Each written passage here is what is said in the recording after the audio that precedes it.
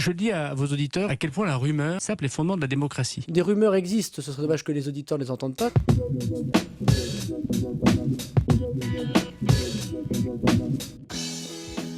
Des rumeurs qui accusent certains ministres de participer à des fêtes clandestines. J'ai dîné cette semaine dans 2 ou 3 restaurants qui sont justement d'ailleurs des restaurants soi-disant clandestins avec un certain nombre de ministres. Des ministres ont-ils participé à des dîners clandestins? Les ministres ont-ils participé à des dîners clandestins luxueux? Est-ce que ça vous semble crédible? Est-ce qu'il y a des passe-droits aujourd'hui de ministres pour des dîners? Vous excluez toute participation d'un ministre ou d'un secrétaire d'État à des dîners clandestins? Une enquête a été déclenchée suite au reportage de M6, mais à ma connaissance, il n'y a pas de ministre. Je voudrais simplement dire à quel point la rumeur est dure pour notre démocratie. Pierre Desproges disait dans un de ses sketchs « Plus menteuse que la rumeur, tu meurs ». Mais je crois que vraiment on devrait réfléchir à cette idée que c'est le soupçon qui permet de condamner les gens et non pas la vérité. Et j'ai vu s'affoler sur les réseaux sociaux une continuité, alors même que ce monsieur Chalençon continuait à dire que ceci était de la blague et que finalement il avait menti. Il s'est rétracté. Cette rumeur continue à exister et cette rumeur elle sape les fondements de la démocratie. Je dis à vos auditeurs et je dis à chacune et à chacun d'entre nous, essayons de remplacer la réflexion par le réflexe parce que cette rumeur elle vient, je crois, saper profondément la confiance que nous avons tous dans nos institutions.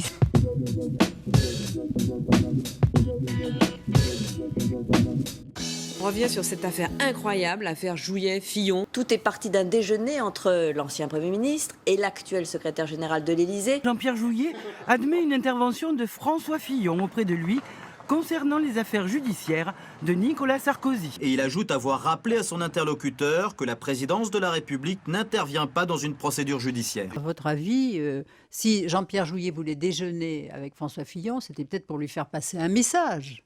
Alors, vous avez un peu une idée Écoutez, Paris circule de rumeurs. Moi, je crois François Fillon.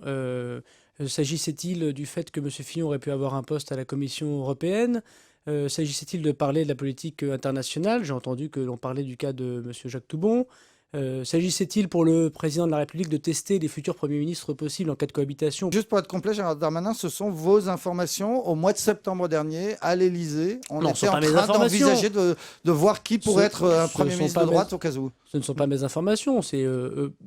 L'Assemblée nationale, le Sénat, des rumeurs existent. Ce serait dommage que les auditeurs ne les entendent pas, surtout si on veut être un politique qui ne fasse pas de langue de bois. Donc je réponds à cette question, je n'ai pas d'informations particulières.